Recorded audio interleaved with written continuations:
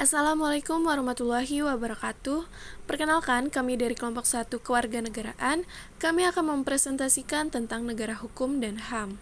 Selanjutnya ada beberapa anggota kelompok kami. Yang pertama, Audia Fahrina Rahmat, Vicky Nur Hakim, Firda Anggraini, Koilila Putri Alpira, Nabila Dianita Eka Krisanti, Raihan Putra Aulia, dan Zalfa Asila. Saya Nabila Dianita Eka Krisanti. Kali ini akan membahas tentang submateri latar belakang Rule of Law dan fungsi Rule of Law. Latar belakang Rule of Law. Rule of Law adalah suatu doktrin hukum yang mulai muncul pada abad ke-19 bersamaan dengan kelahiran negara konstitusi dan demokrasi. Sejalan dengan tumbuh suburnya demokrasi dan meningkatnya peran parlemen dalam penyelenggaraan negara, dan sebagai reaksi terhadap negara absolut yang berkembang sebelumnya. Rule of law adalah rule by the law dan bukan rule by the man. Ia lahir mengambil alih dominasi yang dimiliki kaum gereja, ningrat, dan kerajaan, menggeser negara kerajaan, dan memunculkan negara konstitusi dari mana doktrin rule of law ini lahir. Rule of law merupakan suatu legalisme sehingga mengandung gagasan bahwa keadilan dapat dilayani melalui pembuatan sistem peraturan dan prosedur yang bersifat objektif, tidak memihak, tidak personal, dan otonom. Rule of law merupakan konsep tentang common law, di mana segenap lapisan masyarakat dan negara beserta seluruh kelembagaannya menjunjung tinggi supremasi hukum yang dibangun di atas prinsip keadilan dan egalitarian. Selanjutnya ada pengertian Rule of Law. Pengertian Rule of Law menurut Friedman tahun 1959 membedakan Rule of Law menjadi dua, yaitu pengertian secara formal atau in the formal sense dan pengertian secara hakiki atau material atau ideological sense.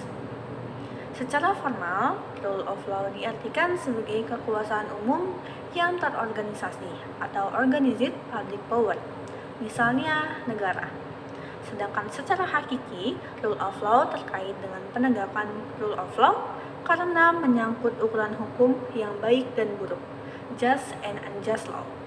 Rule of law terkait erat dengan keadilan, sehingga rule of law harus menjamin keadilan yang dirasakan oleh masyarakat atau bangsa.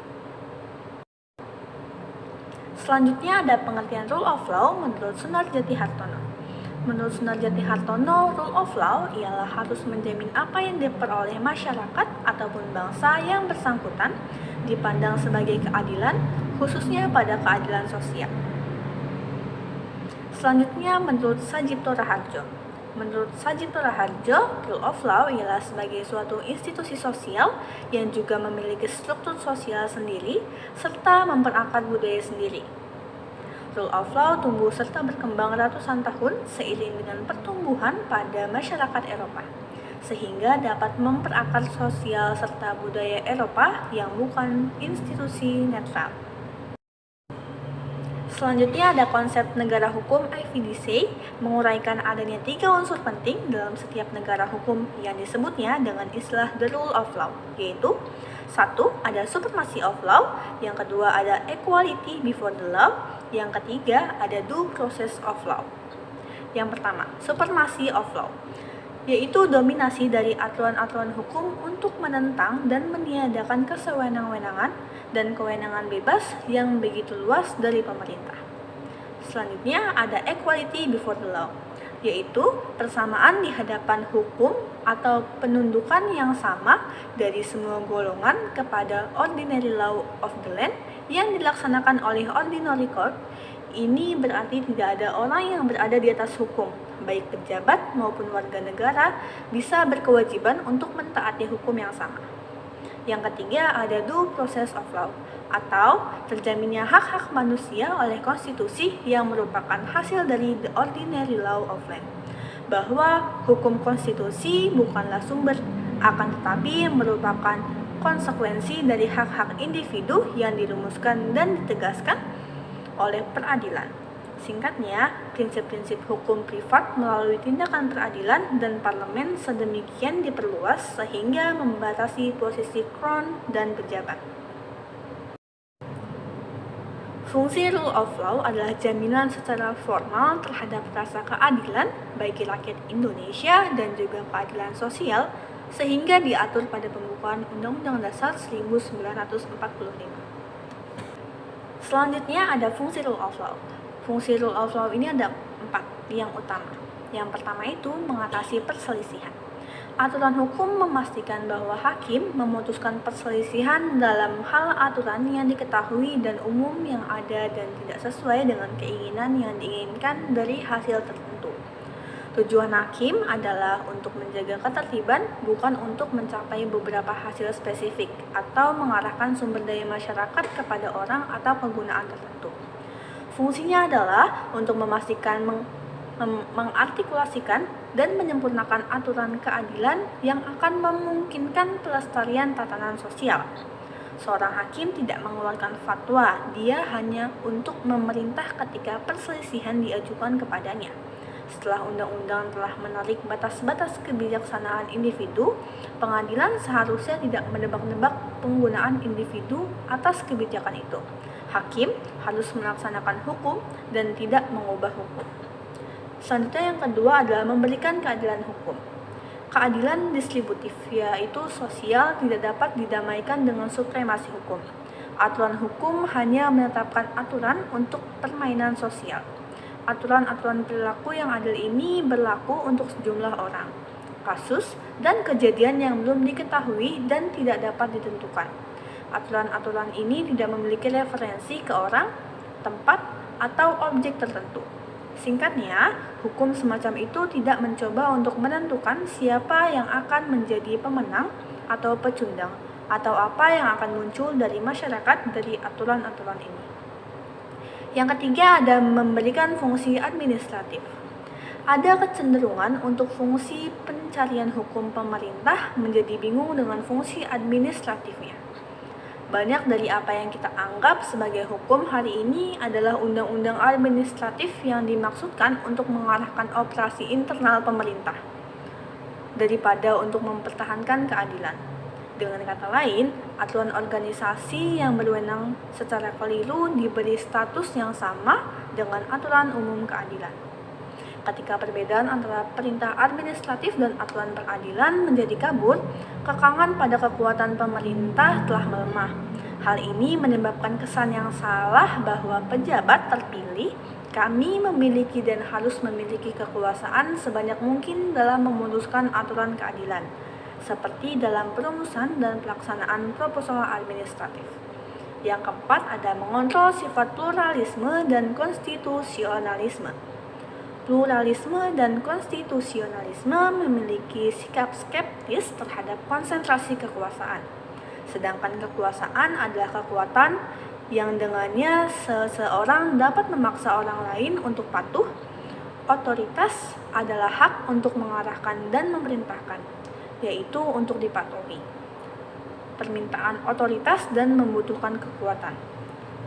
Otoritas dibatasi untuk area yang ditugaskan. Mengingat sifat manusia yang bisa binasa, ada kecenderungan kekuasaan untuk meluap batasnya. Kekuasaan yang dilakukan tanpa otoritas adalah ancaman terhadap kebebasan. Otoritas akan diperlukan bahkan jika masyarakat hanya terdiri dari orang-orang kudus dan orang bijak. Otoritas diperlukan untuk memastikan kesatuan tindakan dalam suatu organisasi. Aktivitas yang sah memanggil otoritas menjadi ada. Ini adalah penciptaan posisi atau kantor, bukan janji seseorang untuk itu yang mewakili penugasan otoritas yang otentik. Otoritas berjalan dengan kantor, tidak bersifat pribadi, dan pada dasarnya tidak tergantung pada orang yang menjalankannya. Kekuatan adalah alat kendali. Ini dilaksanakan secara sah ketika digunakan untuk melaksanakan fungsi kantor secara efektif. Jika daya melebihi sarana yang sesuai dengan fungsi-fungsi ini, itu menjadi tidak sah. Selain itu, sistem kepartaian, pers bebas, dan asosiasi sukarela membantu menahan pertanggungjawaban pejabat pemerintah. Politis tetap bertanggung jawab, tidak hanya melalui pemilihan berkala, tetapi melalui publisitas konstan dari tindakan dan diskusi mereka, dan melalui hak warga negara untuk berserikat bersama Dan untuk mengajukan petisi kepada pemerintah, kewaspadaan abadi masyarakat adalah pemeriksaan penting atas kekuatan pemerintah. Materi selanjutnya yaitu makna Indonesia sebagai negara hukum. Negara Indonesia telah menetapkan dirinya menjadi negara hukum. Negara hukum adalah konsep negara yang bersandar pada keyakinan bahwa kekuasaan negara harus dijalankan atas dasar hukum yang adil dan baik. Negara hukum mensyaratkan bahwa setiap tindakan dari negara haruslah bertujuan untuk menegakkan kepastian hukum, dilakukan secara setara, menjadi unsur yang mengesahkan demokrasi dan memenuhi tuntutan akal budi. Perwujudan Indonesia sebagai negara hukum tentu sangat baik untuk didukung dan dijunjung tinggi, karena di dalam usaha menjadi negara hukum terdapat unsur-unsur baik diantaranya menghargai hak asasi dan martabat manusia. Adanya pembagian dan pemisahan kekuasaan. Pemerintah dijalankan berdasarkan konstitusi negara, adanya peradilan administrasi dalam perselisihan antara rakyat dengan negara. Hal ini menunjukkan tidak ada kebebasan mutlak bagi rakyat, penyelenggara negara maupun lembaga-lembaga negara dalam menjalankan kehidupannya. Negara dengan hukum yang baik dan benar tentu akan mengatur bagaimana rakyat harus bertindak sebagai warga negara yang baik dan patuh terhadap hukum, dan mengatur bagaimana pemerintahan harus menjalankan tugas dan tanggung jawabnya. Perwujudan Indonesia sebagai negara hukum yang baik dan benar dalam mengatur semua hal yang ada di dalam negara tidak lepas dari warga negaranya. Dengan adanya warga negara yang patuh serta menjalani hukum yang berlaku dengan taat, maka akan membuat negara Indonesia semakin menjadi negara hukum yang seharusnya. Karena hukum merupakan tatanan atau kaidah yang harus dijunjung tinggi oleh rakyat di dalam suatu negara. Setiap warga negara harus menyadari bahwa Indonesia adalah negara yang berdasarkan hukum, bukan berdasarkan kekuasaan. Sehingga semua yang dilakukan di dalam berbangsa dan bernegara ini harus dilaksanakan berdasarkan hukum dan perundang-undangan yang berlaku. Jika pemerintah dan semua warga negara sudah patuh terhadap hukum yang dianut oleh negara, maka perwujudan sebagai negara hukum akan semakin nyata. Dan jika aturan hukum berjalan dengan baik, maka akan tercipta kondisi yang sangat ideal bagi perkembangan dan kemajuan bangsa. Prinsip-prinsip negara hukum. Negara Indonesia sebagai negara hukum ditegaskan dalam pasal 1 ayat 3 UUD NKRI tahun 1945 yang berbunyi bahwa negara Indonesia adalah negara hukum. Prinsip-prinsip negara hukum tersebut memuat yang pertama ada asas legalitas. Undang-undang secara umum harus diberikan jaminan terhadap warga negara dari tindakan yang sewenang-wenang, kolusi, dan berbagai jenis tindakan yang tidak benar. Pelaksanaan wewenang oleh organ pemerintahan harus dikembalikan dasarnya pada undang-undang tertulis, yakni undang-undang formal. Yang berikutnya adalah perlindungan hak asasi. Negara memiliki kewajiban untuk memberikan jaminan perlindungan terhadap hak asasi manusia atau HAM.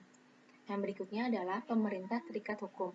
Pemerintah menjalankan tugasnya berdasarkan undang-undang. Apabila pemerintah dalam menjalankan tugasnya yang berdasarkan undang-undang masih melanggar hak asasi, maka ada pengadilan administrasi yang akan menyelesaikannya.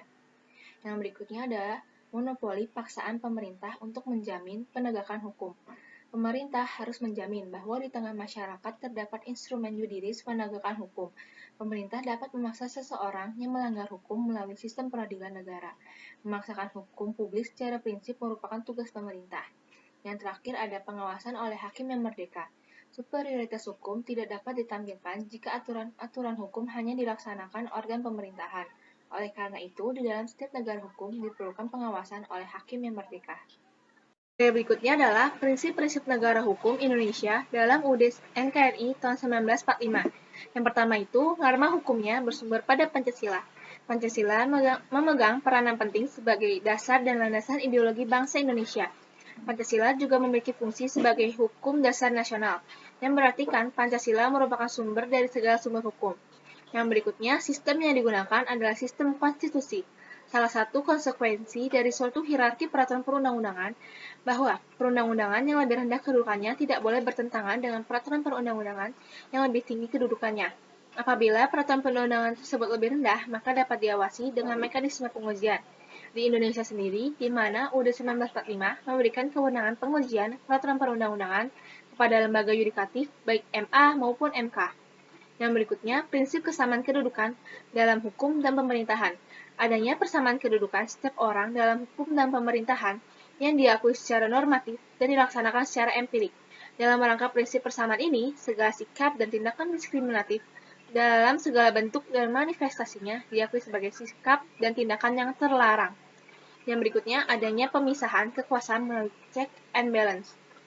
Di Indonesia berdasarkan UUD 1945, maka cabang-cabang kekuasaan negara meliputi yang pertama itu ada lembaga legislatif yang terdiri dari DPR, DPD, dan DPRD.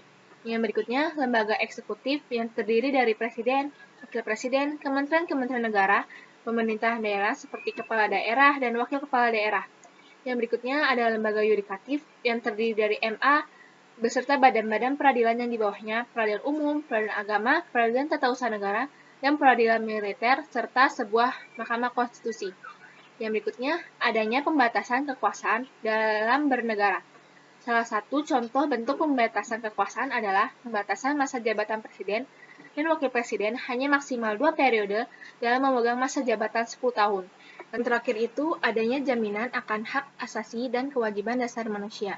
UUD 1945 setelah perubahan mengatur lebih kompleks tentang substansi perlindungan HAM seperti pada pasal 28A yang berbunyi bahwa setiap orang berhak untuk hidup serta berhak untuk mempertahankan hidup dan kehidupannya.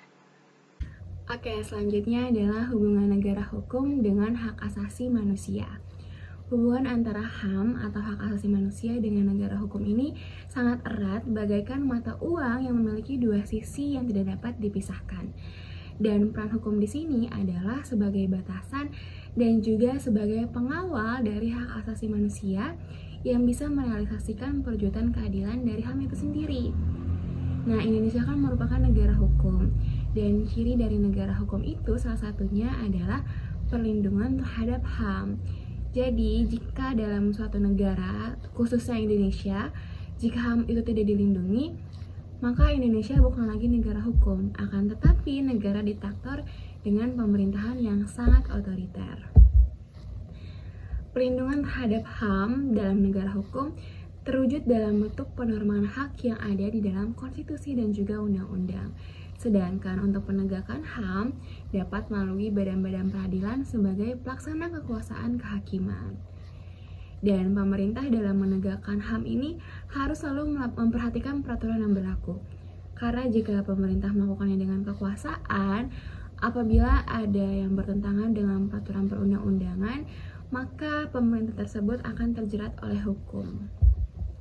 Nah, untuk melihat lebih lanjut hubungan negara hukum dengan hak asasi manusia, dapat kita kaji dari sudut pandang demokrasi. Kenapa demokrasi?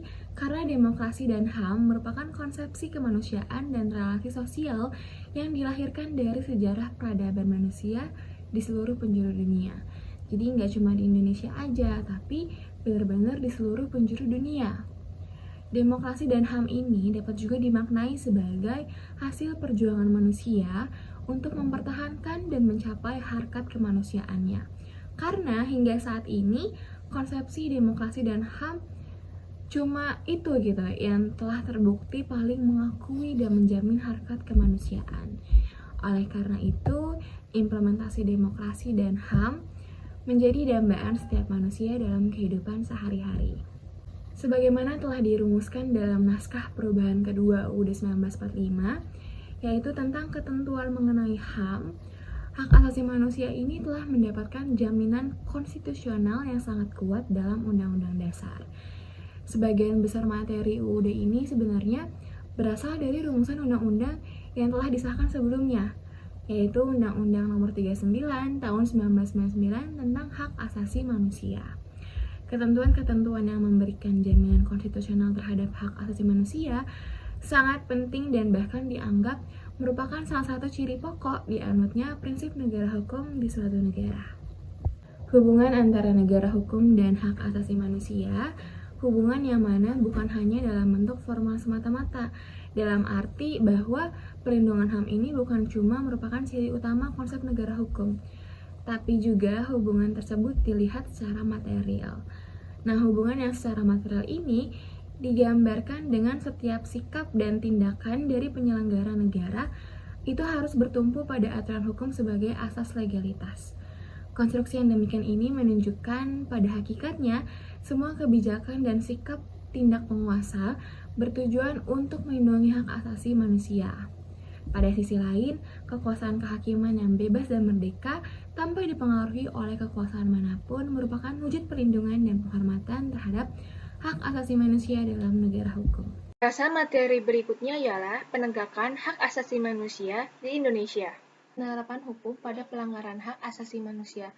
Dalam Undang-Undang Dasar 1945 yang telah diamandemen, masalah mengenai hak asasi manusia dicantumkan secara khusus pada bab 10A pasal 28A sampai dengan pasal 28J yang merupakan hasil amandemen kedua tahun 2000, mengacu pada TAP MPR nomor 17/MPR/1998 tentang HAM dibentuklah Undang-Undang Nomor 39 Tahun 99 tentang HAM. Pada pasal 1 ayat 6, definisi pelanggaran HAM dideskripsikan sebagai setiap perbuatan seseorang atau kelompok orang termasuk aparat negara, baik disengaja maupun tidak disengaja, atau kelalaian yang secara melawan hukum, mengurangi, menghalangi, membatasi, dan mencabut hak asasi manusia seseorang atau kelompok yang dijamin oleh undang-undang ini dan tidak mendapatkan atau dikhawatirkan tidak akan memperoleh penyelesaian hukum yang adil dan benar berdasarkan mekanisme hukum yang berlaku. Hak untuk hidup, hak untuk tidak dipaksa, hak kebebasan pribadi, pikiran dan hati nurani, hak beragama, hak untuk tidak diperbudak, hak untuk diakui secara pribadi, dan persamaan untuk tidak dituntut atas dasar hukum yang berlaku surut dapat dikecualikan ke dalam hal pelanggaran berat terhadap hak asasi manusia yang digolongkan ke dalam kejahatan terhadap kemanusiaan. Dalam pasal 7 dinyatakan bahwa setiap orang berhak untuk menggunakan semua upaya hukum nasional dan forum internasional atas semua pelanggaran hak asasi manusia yang dijamin oleh hukum Indonesia oleh negara Republik Indonesia menyangkut hak asasi manusia menjadi hukum nasional. Kemudian pada tanggal 23 November tahun 2000 ditetapkan Undang-Undang Nomor 26 Tahun 2000 tentang Pengadilan Hak Asasi Manusia sebagai pengganti Perpu Nomor 1 Tahun 99. Secara umum, undang-undang ini mengatur dua hal, yakni mengatur soal perbuatan pidana yang dikategorikan sebagai pelanggaran berat HAM, yang kedua mengatur soal hukum secara proses dan pengadilan HAM. Selanjutnya, saya akan membacakan beberapa instrumen hukum HAM yang lahir pasca reformasi selain yang telah disebutkan sebelumnya oleh Hoylila. Yang pertama, terdapat Undang-Undang Nomor 23 Tahun 2002 tentang Perlindungan Anak, sebagaimana telah diubah dengan Undang-Undang Nomor 35 Tahun 2014. Pengesahan undang-undang ini sebagai reaksi atas pelanggaran yang dilakukan banyak oknum terhadap anak-anak. Yang kedua, ada Undang-Undang Nomor 20 Tahun 2003 tentang Sistem Pendidikan Nasional. Dinyatakan bahwa pemerintah dan Pemda wajib memberikan layanan dan kemudahan, serta menjamin terselenggaranya pendidikan yang bermutu bagi setiap warga negara tanpa diskriminasi. Yang ketiga ada Undang-Undang Nomor 24 Tahun 2003 tentang Mahkamah Konstitusi. Keberadaan Mahkamah Konstitusi melalui undang-undang ini sangatlah penting bagi eksistensi perlindungan, penghormatan, dan pemenuhan HAM. Selanjutnya yang keempat ada Undang-Undang Nomor 23 Tahun 2004 tentang penghapusan kekerasan dalam rumah tangga. Undang-undang ini disahkan karena desakan aktivis perempuan yang selama ini meneriakan soal diskriminasi dan subordinasi hak-hak kaum perempuan atas kaum laki-laki. Yang kelima ada Undang-Undang Nomor 13 Tahun 2006 tentang perlindungan saksi dan korban, yang menjadi jaminan perlindungan keamanan daripada saksi dan korban. Selanjutnya yang keenam ada Undang-Undang Nomor 40 Tahun 2008 tentang penghapusan diskriminasi ras dan etnis. Diskriminasi ras dan etnis merupakan satu bentuk pelanggaran HAM sehingga harus dihapuskan. Selanjutnya yang ketujuh ada Undang-Undang Nomor 19 Tahun 2002 tentang Hak Cipta. Undang-undang ini mengatakan bahwa negara memiliki keanekaragaman etnik dan suku bangsa, serta kekayaan di bidang seni dan sastra, dengan pengembangannya yang memerlukan perlindungan hak cipta terhadap kekayaan intelektual yang lahir dari keanekaragaman tersebut. Selanjutnya yang kedelapan ada Undang-Undang Nomor 14 Tahun 2008 tentang Keterbukaan Informasi Publik. Undang-undang ini menjadi penguat bahwa tidak saatnya lagi informasi-informasi yang ada di badan-badan publik ditutup-tutupi. Yang kesembilan ada Undang-Undang Nomor 25 Tahun 2009 tentang Pelayanan Publik. Instrumen ini menjadi penegasan bahwa negara mempunyai tanggung jawab terhadap pelayanan setiap warga negara dalam rangka pemenuhan hak-hak kebutuhan dasar mereka tanpa diskriminasi. Selanjutnya yang ke-10 ada Undang-Undang Nomor 21 Tahun 2000 tentang Serikat Pekerja atau Buruh. Undang-undang ini mengatur perihal kebebasan berpendapat, berserikat, berkumpul dari serikat ataupun buruh. Yang ke-11 ada Undang-Undang Nomor 8 Tahun 1999 tentang Perlindungan Konsumen.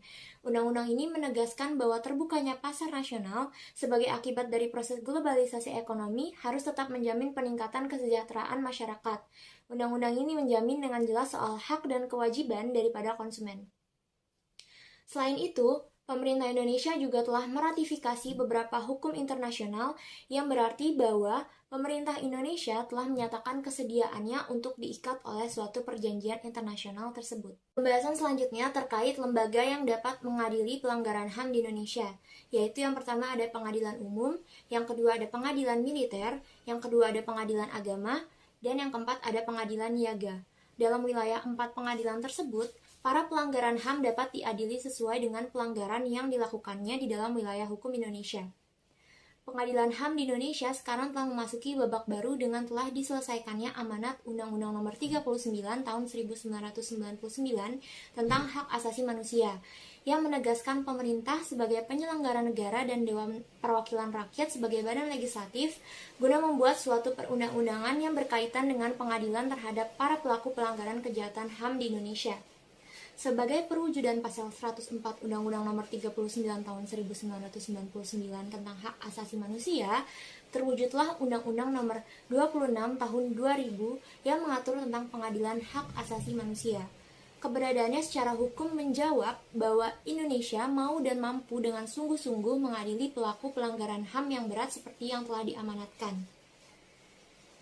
Nah, pembentukan undang-undang tentang pengadilan HAM di Indonesia didasarkan pada pertimbangan-pertimbangan, yakni yang pertama, pelanggaran HAM berat merupakan extraordinary crimes dan berdampak secara luas baik pada tingkat nasional maupun internasional dan bukan merupakan tindak pidana yang diatur dalam KUHP, serta menimbulkan kerugian baik material maupun imaterial, perseorangan maupun masyarakat, sehingga perlu segera dipulihkan dalam mewujudkan supremasi hukum untuk mencapai perdamaian, ketertiban, ketentraman, keadilan, dan kesejahteraan bagi seluruh masyarakat Indonesia.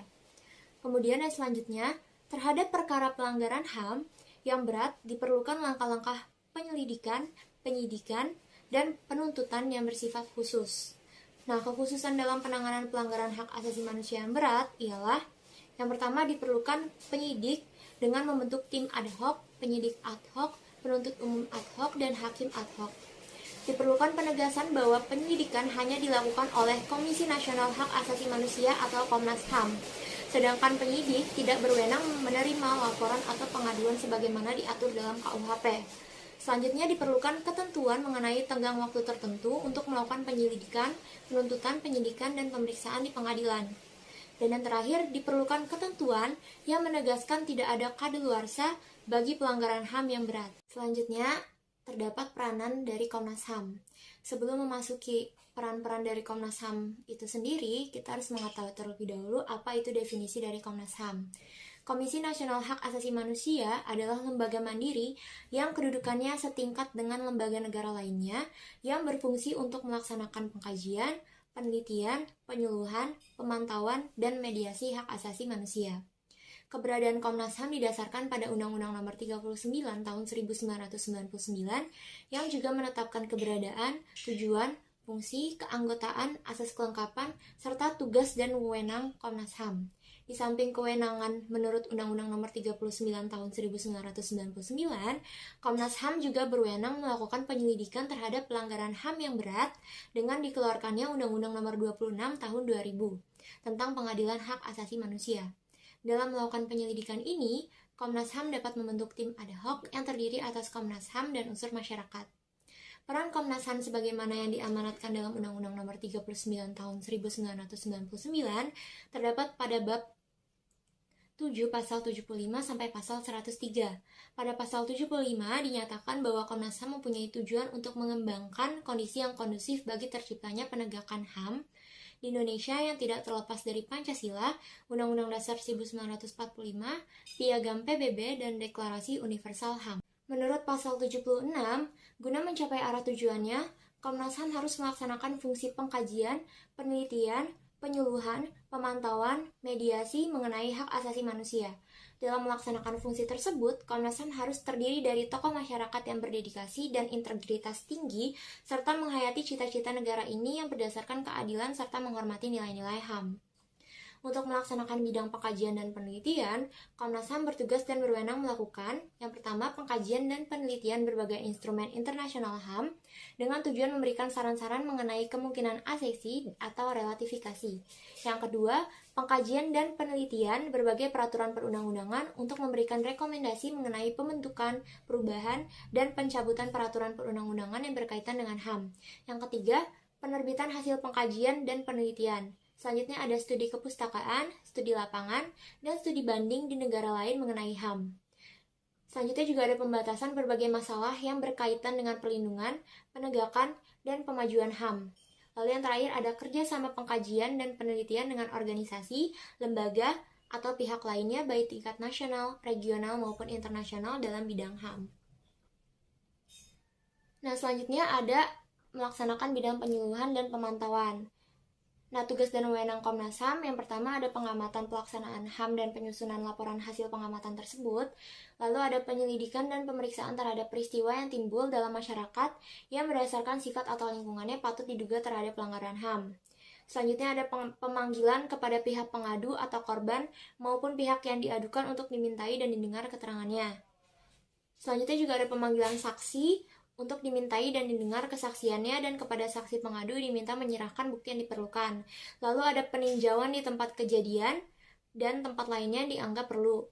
Selanjutnya juga ada pemanggilan terhadap pihak terkait untuk memberikan keterangan secara tertulis atau menyerahkan dokumen yang diperlukan sesuai dengan aslinya dengan persetujuan ketua pengadilan.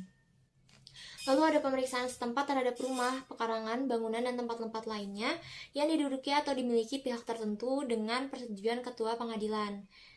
Lalu yang terakhir ada pemberian pendapat berdasarkan persetujuan ketua pengadilan terhadap perkara tertentu yang sedang dalam proses peradilan. Kemudian, untuk melaksanakan fungsi mediasi, Komnas HAM bertugas dan berwenang melakukan perdamaian kedua belah pihak, penyelesaian perkara melalui cara konsultasi, negosiasi, mediasi, konsiliasi, dan penilaian ahli. Selanjutnya ada pemberian saran kepada para pihak untuk menyelesaikan sengketa melalui pengadilan. Lalu, penyampaian rekomendasi atas suatu kasus pelanggaran HAM kepada pemerintah untuk ditindaklanjuti penyaksiannya. Kemudian yang terakhir ada penyampaian rekomendasi atas suatu pelanggaran HAM kepada Dewan Perwakilan Rakyat Republik Indonesia untuk ditindaklanjuti. Lalu, pada pasal 77 dinyatakan bahwa Komnas HAM berasaskan Pancasila, mengandung pengertian bahwa landasan hukum Komnas HAM adalah berasaskan Pancasila, yaitu yang berarti Komnas HAM menjalankan peran, fungsi, dan tugasnya tentunya dengan mengamalkan nilai-nilai yang terkandung di dalam Pancasila dari sila ke-1 hingga sila ke-5. Dalam melaksanakan fungsi, tugas, dan wewenang guna mencapai tujuannya, Komnas HAM menggunakan instrumen-instrumen yang berkaitan dengan HAM, yang terdiri dari instrumen nasional dan instrumen internasional. Instrumen nasional terdiri dari Undang-Undang Dasar 1945 beserta amandemennya, TAP MPR nomor 17 MPR 1998, Undang-Undang nomor 39 tahun 1999, Undang-Undang nomor 26 tahun 2000, serta peraturan perundang-undangan nasional lain yang terkait. Nah, kemudian untuk instrumen internasional terdapat Piagam PBB, Deklarasi Universal Hak Asasi Manusia, instrumen internasional lain mengenai hak asasi manusia yang telah disahkan dan diterima Indonesia. Baik teman-teman, saya akan melanjutkan materi berikutnya, yaitu upaya-upaya penyelesaian dalam kasus hak asasi manusia di Indonesia. Jadi, kasus-kasus pelanggaran HAM di Indonesia rentan terjadi pada kelompok-kelompok seperti anak-anak, perempuan, masyarakat adat, pembela HAM, penyandang cacat, dan juga pengungsi. Sarana penyelesaian yang digunakan dalam penyelesaian kasus HAM di Indonesia tentunya ini mengedepankan norma-norma kaidah hukum yang berlaku dalam menyelesaikan permasalahan-permasalahan hukum. Langkah-langkahnya menurut Undang-Undang Nomor 39 Tahun 1999 tentang hak asasi manusia, yaitu yang pertama, perdamaian kedua belah pihak. Yang kedua, penyelesaian perkara melalui cara konsultasi negosiasi, lalu mediasi, konsiliasi, dan yang terakhir adalah penilaian ahli. Jadi penyelesaian perkara terhadap pelanggaran HAM di wilayah Indonesia tentunya harus mempertimbangkan kaidah-kaidah yang ada di dalam masyarakat Indonesia. Maka dari itu, seyogyanya pelaksanaan segala kebijakan Republik terhadap masyarakat yang terjadi kasus-kasus pelanggaran HAM ini tentunya berkiblat kepada nilai-nilai budaya, sosial, agama, dan ekonomi masyarakat itu sendiri. Dalam rangka menyelesaikan permasalahan-permasalahan yang timbul dengan damai dan bermartabat, diperlukan suatu cara yang terus-menerus dan tuntas hingga ke akar segala permasalahan itu hingga provinsi tersebut. Mulai dari segi ekonomi hingga pelanggaran nilai-nilai kemanusiaan itu sendiri bukan muncul karena tidak bersebab terjadinya pelanggaran-pelanggaran, dikarenakan terjadinya benturan kepentingan antara daerah dengan pusat. Lalu ketidakadilan yang telah lama dirasakan oleh masyarakat di sana karena dianggap sebagai sapi perahan kebijakan pusat yang tanpa peduli untuk membangun daerah yang telah memberikan pendapatan bagi anggaran pendapatan belanja negara.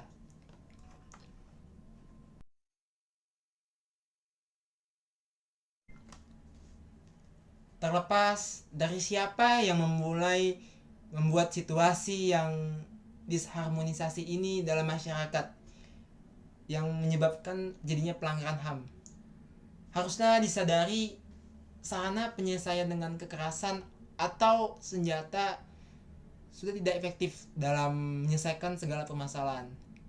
Sarana penyelesaian yang dapat diterima oleh semua pihak lapisan masyarakat tentunya penyelesaian yang mengedepankan nilai-nilai manusia, tentu dengan menggunakan cara-cara yang lebih manusiawi, yaitu dengan cara mediasi dialog damai antara kelompok-kelompok yang bertikai. Karena sarana penyelesaian dengan damai lebih menguntungkan segala pihak-pihak yang bertikai dan dapat mengurangi dampak kerugian akibat terjadinya suatu peperangan. Sarana penyelesaian melalui perundingan ini membuat dialog lebih arif dan bijaksana daripada penyelesaian masalah dengan senjata. Manusia dimanapun ketika dihargai dan dihormati nilai-nilai dasar sebagai manusia tidak akan merendahkan hak asasi manusia lainnya. Namun sebaliknya, itulah yang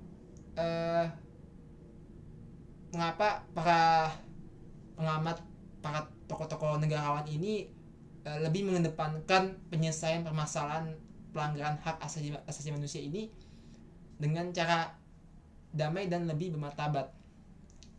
Lalu penegakan terhadap hak asasi manusia di Indonesia tidak dapat ditegakkan kalau selama pola pemikirannya ini hanya bersandar pada nilai-nilai hak asasi manusia suatu negara. Sebab penegakan terhadap nilai-nilai hak asasi manusia dalam setiap wilayah negara akan berbeda karena dipengaruhi oleh kultur budaya, sosial, dan religius suatu bangsa. Jika Indonesia ingin menegakkan hak asasi manusianya ini berdiri di negara ini serta harus sesuai dengan nilai kaidah yang ada di dalam jiwa bangsa Indonesia. Selama itu belum dipahami nilai penegakan hak asasi manusia hanya sebagai platform belaka saja gitu. Dalam penyelesaian perkara pelanggaran hak asasi manusia yang berat, maka sarana penyelesaiannya ini di dalam pengadilan hak asasi manusia. Jika terbukti terjadi pelanggaran HAM yang berat, maka pelanggaran HAM dilakukan di pengadilan umum di mana terjadinya pelanggaran hak asasi manusia itu terjadi. Di dalam Undang-Undang Nomor 26 Tahun 2000 sebagai pengganti Undang-Undang Nomor 1 Tahun 1999 tentang Pengadilan Hak Asasi Manusia, sarana penyelesaian terhadap pelanggaran hak asasi manusia yang berat adalah sebagai berikut. Pasal 4. Pengadilan Hak Asasi Manusia bertugas dan berwenang memeriksa dan memutuskan perkara pelanggaran hak asasi manusia yang berat. Yang dimaksud dengan memeriksa dan memutuskan dalam ketentuan ini adalah termasuk penyelesaian perkara yang menyangkut kompensasi, restitusi, dan rehabilitasi sesuai dengan peraturan perundang-undangan. Pelanggaran HAM berat terdiri dari kejahatan genosida dan kejahatan terhadap kemanusiaan. Kejahatan genosida dan kejahatan terhadap kemanusiaan ini sesuai dengan Roma Statute of the International Criminal Code. Kejahatan genosida adalah setiap perbuatan yang dilakukan dengan maksud untuk menghancurkan atau memusnahkan seluruh atau sebagian kelompok bangsa, ras, kelompok etnis, kelompok agama dengan cara yang pertama membunuh anggota kelompok, lalu yang kedua mengakibatkan penderitaan atau mental yang berat terhadap anggota-anggota kelompok. Lalu yang ketiga menciptakan kondisi kehidupan kelompok yang akan mengakibatkan pemusnahan secara fisik baik seluruh atau sebagiannya. Lalu yang keempat memaksakan tindakan-tindakan yang tujuannya ini mencegah kelahiran di dalam suatu kelompok. Lalu yang terakhir memindahkan secara paksa anak-anak dan kelompok tertentu ke kelompok yang lain. Lalu yang dimaksud dengan kejahatan terhadap kemanusiaan itu adalah salah satu perbuatan yang dilakukan sebagai bagian dari serangan yang meluas atau sistematik yang diketahuinya ini serangan tersebut ini ditujukan secara langsung gitu terhadap penduduk sipil. Itu dapat berupa yang pertama pembunuhan, pemusnahan, perbudakan, lalu pengusiran atau pemindahan penduduk secara paksa. Lalu yang kelima perampasan kemerdekaan atau perampasan kebebasan fisik lain secara sesuai wewenang dan yang melanggar asas-asas ketentuan pokok hukum internasional. Lalu penyiksaan, lalu pemerkosaan, perbudakan seksual, pelacuran secara paksa, pemaksaan kehamilan, pemandulan atau sterilisasi secara paksa atau bentuk-bentuk kekerasan seksual lain yang setara. Lalu yang ke-8 penganiayaan terhadap suatu kelompok tertentu atau kelompok yang didasari persamaan paham politik, ras, kebangsaan, etnis, budaya, agama, jenis kelamin atau alasan lainnya yang telah diakui secara universal sebagai hal yang dilarang menurut hukum internasional. Lalu yang ke-9 penghilangan orang secara paksa. Lalu yang terakhir adalah kejahatan apartheid. Lalu pasal berikutnya adalah pasal 43 yang berbunyi ayat pertama. Pelanggaran hak asasi manusia yang berat yang terjadi sebelum diundangkannya undang-undang ini diperiksa dan diputuskan Pengadilan Hak Asasi Manusia ad hoc. Ayat kedua. Pengadilan Hak Asasi Manusia ad hoc sebagaimana dimaksudkan dalam ayat 1 dibentuk atas usul Dewan Perwakilan Rakyat Republik Indonesia berdasarkan peristiwa tertentu dengan keputusan Presiden. Ayat ketiga, Pengadilan Hak Asasi Manusia ad hoc sebagaimana dimaksud dalam ayat 1 berada di lingkungan peradilan umum. Dapat dijabarkan bagi pelanggaran hak asasi manusia yang berat yang terjadi sebelum adanya Undang-Undang Nomor 26 Tahun 2000 tentang Pengadilan Hak Asasi Manusia ini dapat diperiksa dan diputuskan dalam Pengadilan Hak Asasi Manusia ad hoc. Dalam hal DPR RI mengusulkan dibentuk Pengadilan Hak Asasi Manusia ad hoc. DPR mendasarkan pada dugaan telah terjadinya pelanggaran HAM yang berat dibatasi pada locus dan tempus delicti tertentu yang terjadi sebelum diundangkannya undang-undang ini. Serta Pengadilan Hak Asasi Manusia ad hoc ini berada di lingkup peradilan umum. Pasal berikutnya yaitu adalah pasal 45 yang berbunyi ayat pertama. Untuk pertama kali pada saat undang-undang ini mulai berlaku, Pengadilan Hak Asasi Manusia sebagaimana dimaksud di dalam pasal 4 dibentuk di Jakarta Pusat, Surabaya, Medan, dan Makassar. Ayat kedua.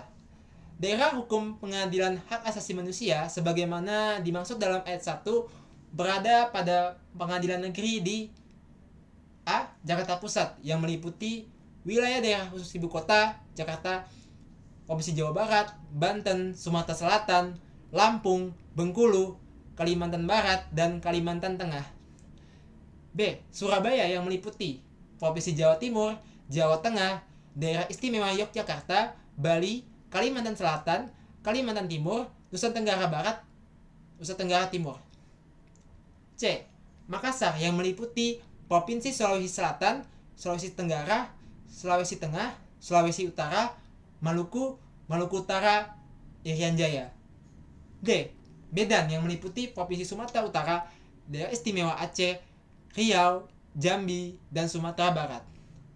Lalu pasal yang terakhir yaitu pasal 47 yang berbunyi ayat pertama, pelanggaran hak asasi manusia yang berat yang terjadi sebelum berlakunya undang-undang ini tidak menutup kemungkinan penyelesaian dilakukan oleh Komisi Kebenaran dan Rekonsiliasi. Ayat kedua, Komisi Kebenaran dan Rekonsiliasi sebagaimana dimaksud dalam ayat 1 dibentuk dengan undang-undang. Materi selanjutnya adalah kendala dalam menyelesaikan pelanggaran hak asasi manusia di Indonesia. Pelanggaran hak asasi manusia sering terjadi di Indonesia, terutama di daerah-daerah. Peristiwa-peristiwa pelanggaran hak asasi manusia ini tentu menjadi pekerjaan rumah bagi bangsa Indonesia itu sendiri yang berbudi luhur berdasarkan nilai-nilai yang terkandung pada Pancasila. Next, negara Indonesia dalam hal ini pemerintah mempunyai amanah dari rakyat, yang mana amanah itu untuk meninggikan kesejahteraan dan kedamaian antar sesama masyarakat. Sudah sayanya berikhtiar untuk mencari cara penyelesaian yang mengedepankan sisi-sisi kemanusiaan yang beradab dan berkepribadian luhur. Memang dalam rangka untuk mengurangi sampai menghapuskan bentuk-bentuk pelanggaran hak asasi manusia ini bukan suatu pekerjaan yang mudah dan asal-asalan, melainkan dibutuhkan suatu kinerja dari segala elemen bangsa Indonesia untuk menciptakan suasana yang kondusif dan komprehensif. Permasalahan di wilayah NKRI yang berkenaan dengan kasus-kasus kekerasan yang mengakibatkan bermuara pelanggaran hak asasi manusia ini harus dapat menguraikan variabel-variabel mengapa terjadi pelanggaran tersebut. Next, faktor penyebab kendala penegakan hak asasi manusia. Yang pertama, pemerintah selaku policy obligation. Yang kedua, TNI Polri sebagai petugas keamanan. Yang ketiga, masyarakat selaku civil actor. Dan yang terakhir, kelompok dalam masyarakat. Pemerintah adalah salah satu penyebab dapat terjadinya pelanggaran hak asasi manusia. Oleh karena itu, memunculkan kendala-kendala yang mengakibatkan tidak dapat terselesaikannya permasalahan di Indonesia, seperti dalam hal pengambilan kebijakan-kebijakan yang dilakukan oleh pemerintah, itu tidak mengenai dan menyentuh dasar permasalahan yang ada di wilayah daerah rawan terjadinya pelanggaran hak asasi manusia. Dalam rangka penegakan hukum, pemerintah hanya sekedar menyelesaikan masalah pada lapisan kulitnya saja, seperti sidang pengadilan hak asasi manusia yang terkesan sandiwara politik, diadili prajurit yang berpangkat rendah sebagai pelaku pelanggaran hak asasi manusia. Next, ada hambatan-hambatan yang terjadi selama penegakan HAM. Yang pertama, rendahnya tingkat kepercayaan masyarakat kepada aparat pemerintah dan lembaga penegak hukum. Yang kedua, masih ada pihak-pihak yang berusaha menghidupkan kekerasan dan diskriminasi sistematis, terutama pada kelompok minoritas. Yang ketiga, budaya kekerasan seringkali masih menjadi pilihan dalam menyelesaikan persoalan. Yang keempat, belum adanya komitmen pemerintah yang kuat terhadap upaya penegakan HAM dan kemampuan melaksanakan kebijakan HAM secara efektif sebagaimana diamanatkan oleh konstitusi. Yang kelima, masih lemahnya kekuatan masyarakat yang mampu menekan pemerintah secara demokratis sehingga bersedia bersikap lebih peduli dan serius dalam menjalankan agenda penegakan HAM. Yang keenam, ada sebagian masyarakat dan aparat yang masih berpandangan bahwa HAM merupakan produk budaya barat yang individualistik dan tidak sesuai dengan budaya Indonesia. Dan yang terakhir, berbagai ketidakadilan pada masa lalu telah menyebabkan luka batin dan dendam antar kelompok masyarakat tanpa terjadi rekonsiliasi sejati. Cukup sekian dari kelompok kami, kurang lebihnya mohon maaf. Wassalamualaikum warahmatullahi wabarakatuh.